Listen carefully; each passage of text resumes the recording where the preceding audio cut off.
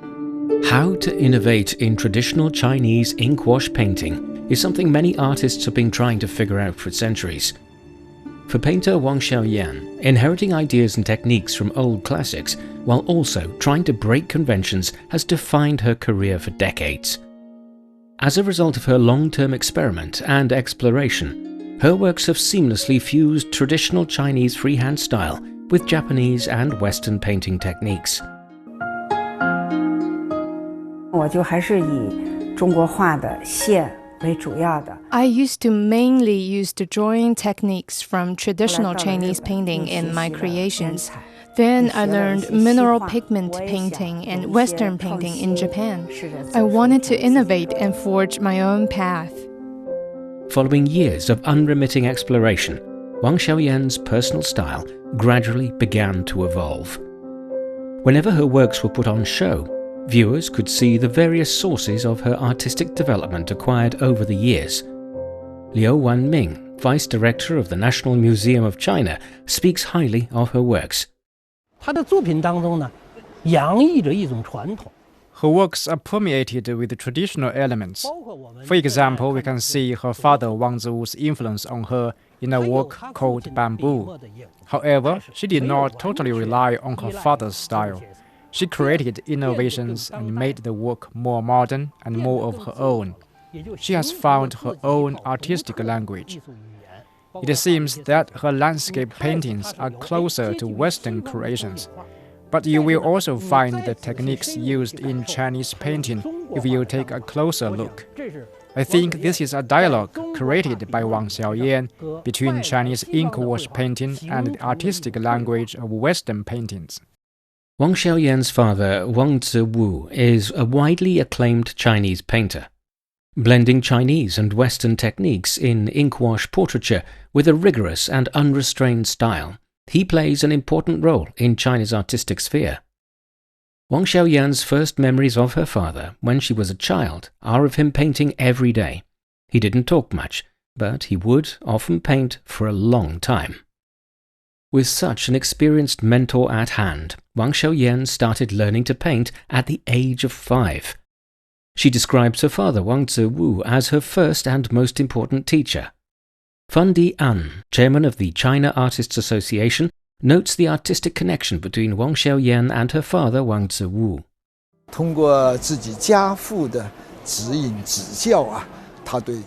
Wang Xiaoyan gained a deep understanding of the artistic traditions of Chinese painting through her father's guidance and mentoring. Her use of brushes, ink, and colors represents the artistic accomplishments of traditional Chinese painting. While in college, Wang Xiaoyan began to have an extensive exploration in the world of art. She traveled around the country with her teachers and classmates, making plein-air paintings. The fascinating cultural relic sites she visited during her journey and the lives of the people she met became the inspiration for her creations. I studied a more elaborate style of painting with heavy coloring while at the Xi'an Academy of Fine Arts. When we went to Yongle Palace in Shanxi province to copy the murals there, I was amazed by how magnificent, large, and beautiful they were. The lines in the murals were very long, with some reaching more than a meter. We did a lot of exact copies and tried to imitate the strength and elasticity of the drawing lines, as well as the hollow strokes in the painting. Through the works she created during her college years, one could practically see the young painter was working so diligently to innovate.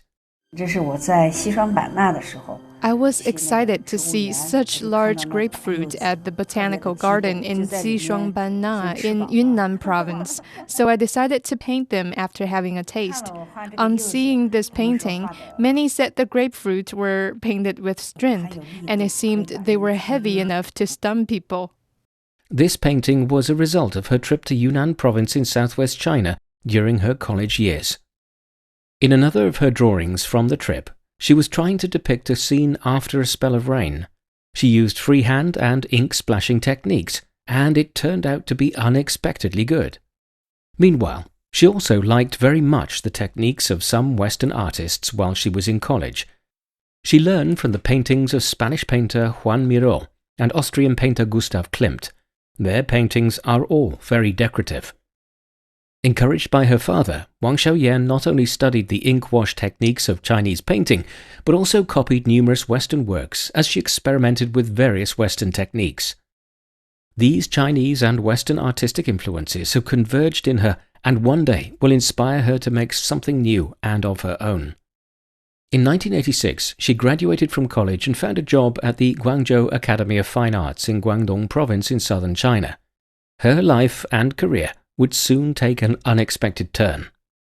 While working at the Guangzhou Academy of Fine Arts, Wang Xiaoyan began her career as a professional painter and teacher. But she constantly felt she was living under the shadow of her famous father. She wanted to make her own name with her own achievements in the world of art.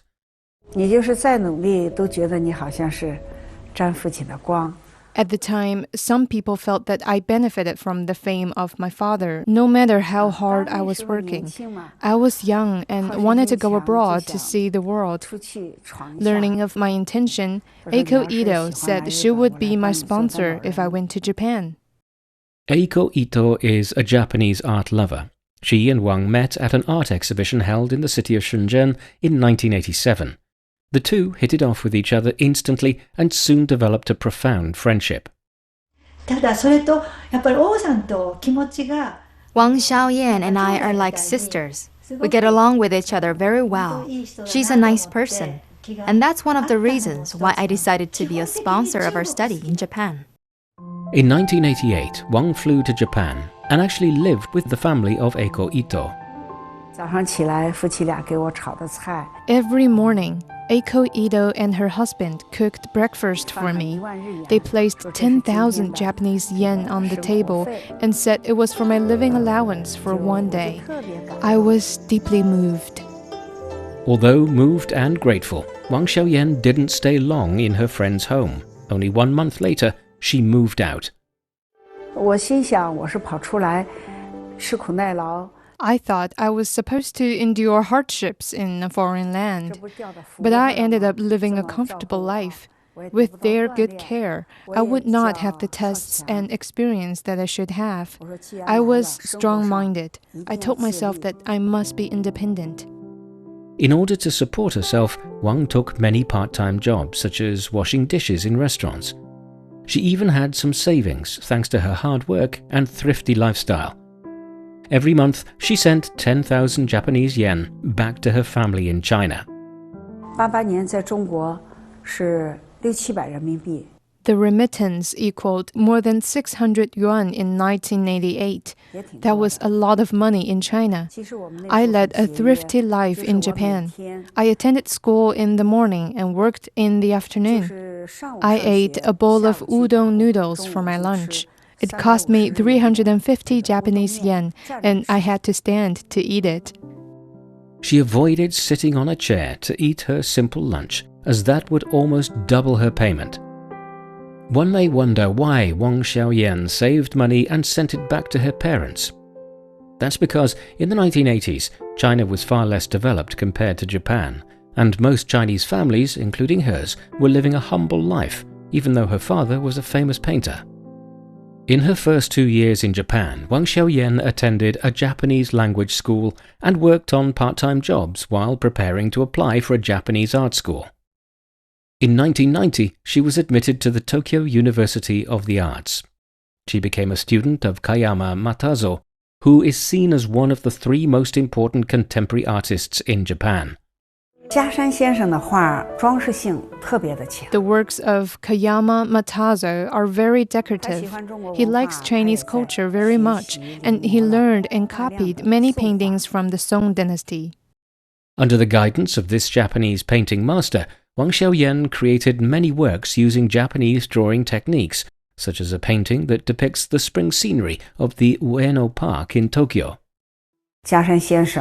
Kayama Matazo taught me patiently how to paste gold foil, as well as how to paint pigeons and cherry flowers. This was different from the techniques in Chinese paintings, in which the lines are drawn first and light colors added later.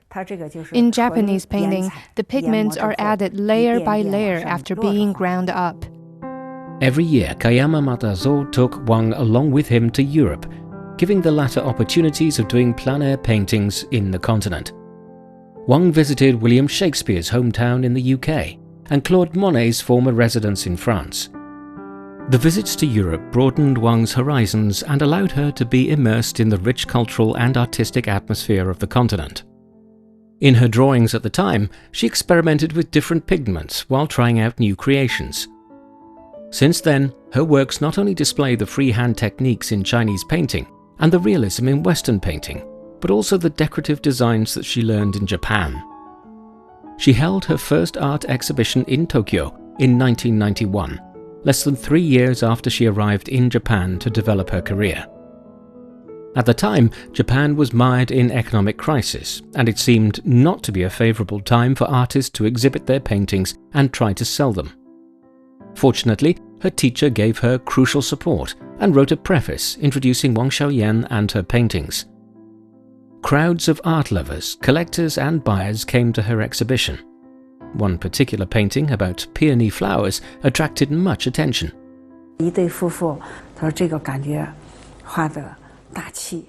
One Japanese couple thought the red peony flowers depicted in my painting were majestic and full of vigor. They bought it at a very high price. In fact, the art buyer spent 1.2 million Japanese yen, an equivalent of about $9,000 on the painting. Eventually, Wang sold 8 of her paintings through the exhibition.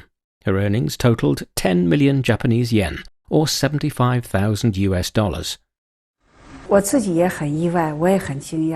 It was beyond my expectation. I was surprised. I became confident that I could make a living in Japan with my painting brush. The success of the exhibition opened up a new world for Wang Xiaoyan. In total, she hosted 26 exhibitions in the subsequent 20 years. She gained a large fan base there. Every time I held an exhibition in Japan, Kumon Taiko, a female collector, would come to visit. She bought a dozen of my paintings and told me that my works were full of vigor and passion. She was almost 90 years old when I last saw her. She offered to return my paintings to me. She said she had enjoyed them for nearly 20 years, and it was time to let more people appreciate them. As Mount Fuji is a symbol of Japan, it has been depicted by many artists from within the country and beyond. The mountain is also one of the favorite subjects in Wang's paintings. I drew many paintings about Mount Fuji, depicting it at different times of the day, including in the morning and in the evening, and from different perspectives. Mount Fuji is seen as a sacred mountain in Japan. One of my students fell seriously ill at that time, and she wanted me to draw a painting of Mount Fuji in red, saying that my paintings were full of vitality and could encourage her to keep living. It has been 20 years since then, and she is still alive and healthy. Many Japanese artists have depicted Mount Fuji in red, as though it is suffused by a glowing sunset. By comparison, the Mount Fuji depicted in Wang's painting is distinctly different.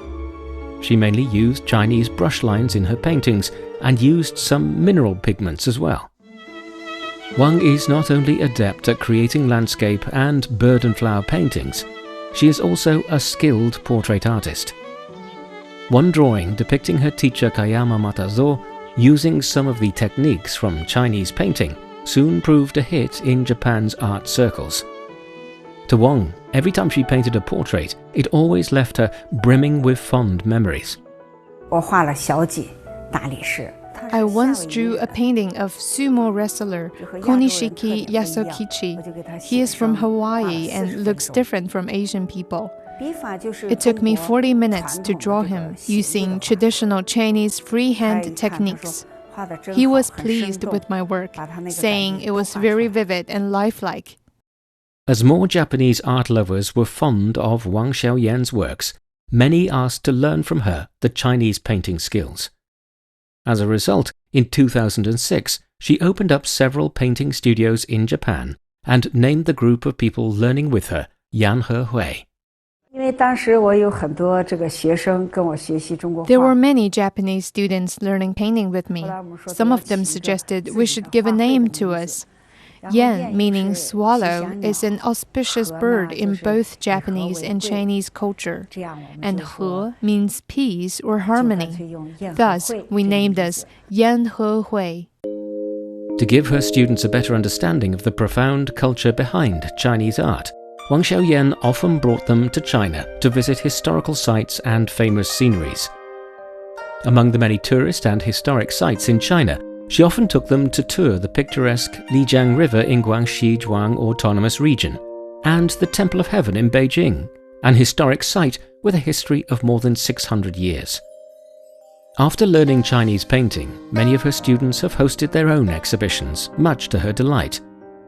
More importantly, through her own example, Wang has changed their outlook on traditional Chinese painting. They used to think that traditional Chinese paintings only feature one color.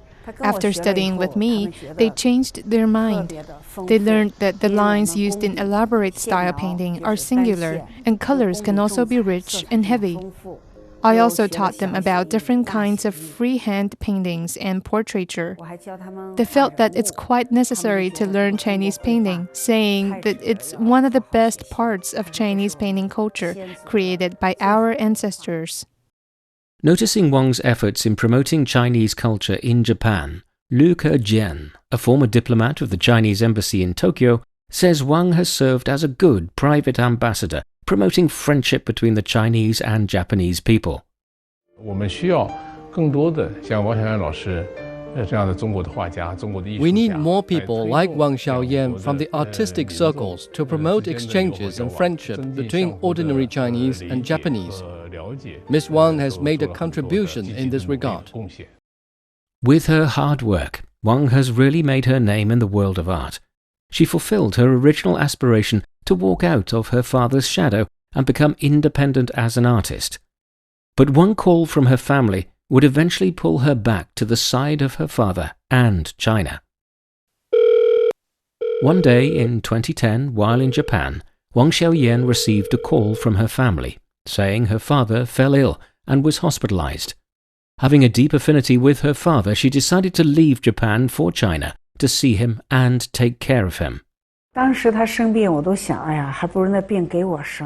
he fell ill, I'd rather I became ill instead of him. It's painful for me to see him suffering. My brother and I took turns to take care of him in hospital. While looking after her father, she continued her painting career, and her artistic styles were continuously developing. After I returned to my homeland, I began to feel that traditional Chinese painting is the most beautiful style, so I've started using more ink wash lines in my works. Painting is like my diary. I like nature, especially when the flowers bloom in spring. Seeing fine scenes like the flowers and the red walls in Beijing makes me want to paint more. Painting is my lifetime career, and I need to keep learning and innovating. Her paintings, featuring different cultures and civilizations, have gradually gained attention in her home country. In 2023, the People's Fine Arts Publishing House, one of China's top publishers in the fine art area, plans to publish a monograph of her works. While continuing to develop her artistic career in China, Wang Xiaoyan has tried to promote the influence of her father. The daughter has long been an admirer of the father, and she has witnessed his hard struggle in life and the world of art. Back in 1976, her father, Wang Wu, was 40 years old. A collection of his portrait paintings was published and widely applauded in artistic circles. But he was on the brink of death. In a self-portrait, he wrote several lines on the edges to show his ambition, stating he aimed to create eternal masterpieces and would never stop painting until death took him away. 1976年春，这是他生病最严重的时候。 This self-portrait was done in the spring of 1976. He was gravely ill at the time. He suffered from tuberculosis and often vomited blood while painting. He said that he would devote his last ounce of energy and last moment of life to painting, as he felt he would die soon. Fortunately, Wang Ziwu survived and lived into his 80s. The father's devotion to art has been inspiring and a source of pride for Wang Xiaoyan. In 2016, voluminous albums of the paintings by Wang Ziwu were published thanks to the efforts of his daughter. Wang Xiaoyan presented the albums as a birthday gift for her father, who turned 80 years old that year. 3 years later, she established an art research institute named after her father in the city of Shenzhen. On December 8, 2021, Wang Ziwu passed away. Exactly 1 year later, in memory of her beloved father, Wang Xiaoyan orchestrated an art exhibition featuring about 100 famous paintings done by Wang Ziwu. 也是我对他思念之情，给他一个告慰。 I miss him so much. The art exhibition was held in memory of him. Not only me, a lot of people missed him very much. He has left us a rich legacy of art. Art belongs to all mankind, and we should share it with others. As a painter herself, Wang Xiaoyan says she will never stop her pursuit in creating new masterpieces of art, just like her father had done in his lifetime.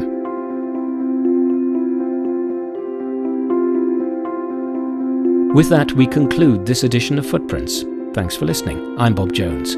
If you're interested in hearing more about the lives of ordinary people in China, follow us on Apple Podcasts or any of your favorite podcast platforms.